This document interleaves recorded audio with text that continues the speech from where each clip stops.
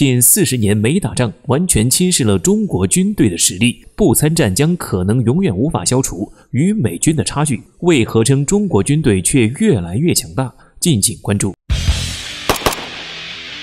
日前，在美版知乎上，曾有人围绕在现代冲突中中国没有实战经验这一话题展开激烈讨论。中国军队在现代冲突中缺乏实战经验这一事实并没有被忽略。从问题本身出发，中国军队在现代冲突中缺乏实战经验这一事实并没有被忽略。其中一位网友认为，这一事实将对中国未来的行动以及军事发展构成障碍，并且更为致命的是，没有任何金钱可以取代经验的价值。俄罗斯战略与技术中心专家西里卡申撰文分析称，自1980年以后，中国军队就再也没有经历过真正意义上的战争，也即近40年无实战经验。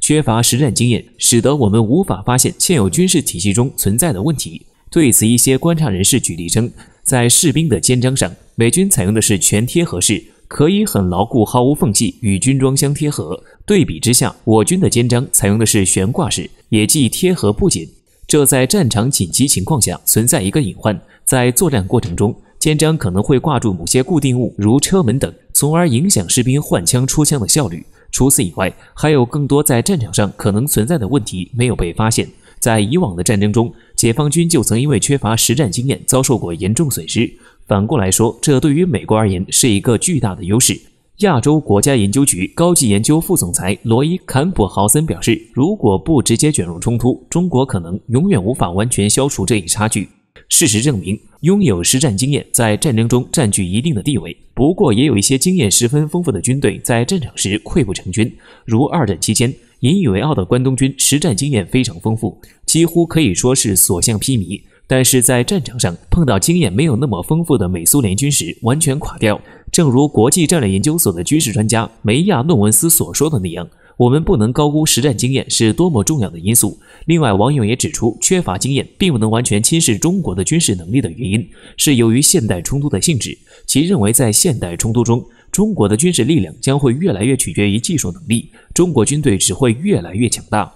中国的军事力量将越来越取决于技术能力，其中颇具代表性的是我军的导弹技术。在2019年的国庆阅兵式上，中国东风17导弹震撼亮相，中国也因此成为第一个公开宣布掌握高超音速武器技术的国家。其采用了成波体结构的战斗部，射程在1800到2500公里左右，能够对中近程目标实施精确打击，同时也具备全天候强突防的特点。如此一来，对方的防空设施拦截起来就十分费力，甚至于连该导弹的落点在哪儿都不知道，可见其对于敌人的威慑意义。这离不开我国在导弹技术中采用的末端制导技术。例如在东风 2.1D 中采用的末端制导技术为我国独有，其可以做到对全速行进中的航母实施精确打击，即使其在途中遭遇拦截，也可凭借自身惯性继续完成对航母的撞击。我军无人机技术，最近一段时间，阿塞拜疆与亚美尼亚围绕纳卡地区的主权争夺而发生的武装冲突吸引了大量眼球，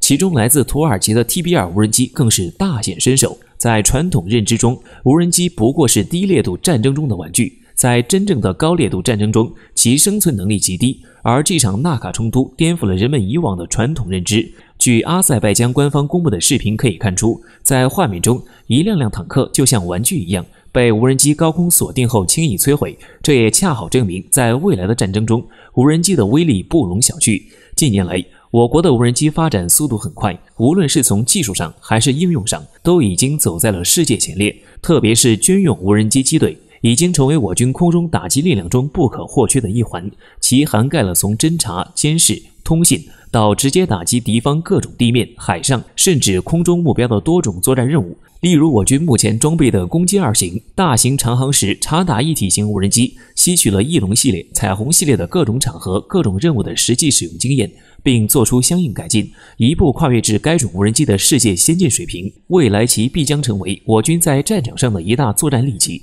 除此以外，还有激光系统、超级风洞等军事技术。可以说，近些年来，中国的军事技术力量不仅有量的进步，也有质的飞跃。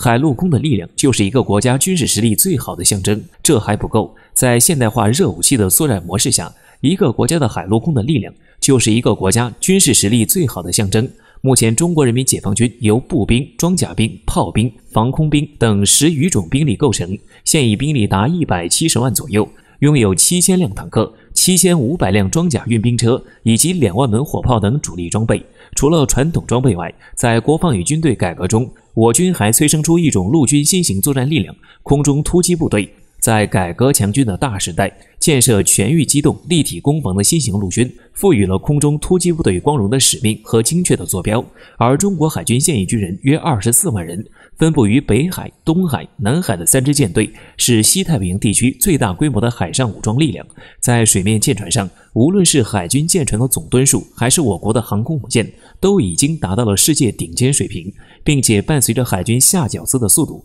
各类舰艇更是疯狂涌现。其中最为耀眼的是我国的05大型驱逐舰以及075型两栖攻击舰。根据外界的普遍说法，05大型驱逐舰是综合实力位列世界第一的驱逐舰，就连美国的阿里伯克级驱逐舰都无法与之相比。而075型两栖攻击舰排水量达到了4万吨级，可以携带30多架直升机，其强悍的运载能力也标志着其在一登场的时候，敌方阵线就面临溃败的风险。在空军方面，我军已发展成一支由航空兵、地空导弹兵、高射炮兵、雷达兵、空降兵等多兵种，由歼击机、强击机、轰炸机、运输机等多机组成的现代化高技术军种。根据权威统计，我军空军装备的4代机以及4代半战斗机数量突破了1000架大关。最新型的歼20战斗机正式列装旅级一线作战部队，服役规模估计在30到40架间。在空战武器方面，我军的霹雳10加霹雳15组合达到了与美军的 AMI-9X 加 AIM-120D 组合相媲美的水准。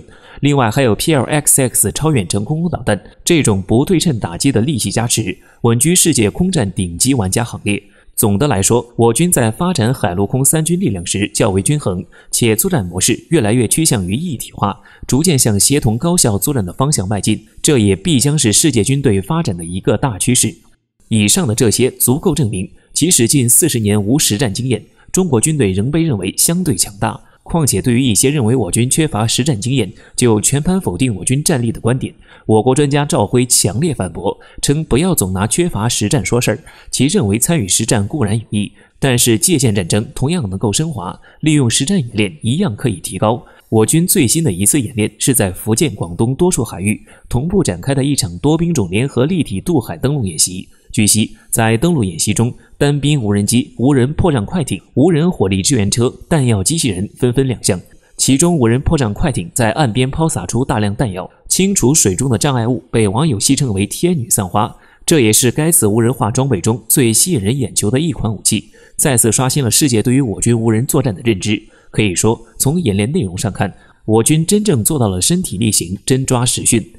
中国没有实战经验，凸显大国担当。因此，尽管中国在现代冲突中没有真正的战斗经验，但是这并不妨碍我军的强大实力得到认可。若是深究我军为何没有真正的战斗经验，这与我国作为一个负责任大国的自觉与担当分不开。世界各国都应该清楚地认识到，随着导弹技术的发展以及核威胁的加剧，任何一场可能的冲突都极有可能给世界带来不可挽回的损失。而作为一个军事大国，在这中扮演的角色更为重要。从这一角度来说，中国在现代冲突中没有实战经验，根本不能称之为西方国家质疑我军战力的理由之一。这也和梅亚诺文斯的观点不谋而合。其警告称，认为仅仅因为中国人没有参加过战争，他们就没有学习，这将是幼稚和错误的。没有任何军队在战场上利用其有效的指挥和控制其所拥有的先进军事能力方面取得过明显的对比效果，也不能高估实战经验的重要性。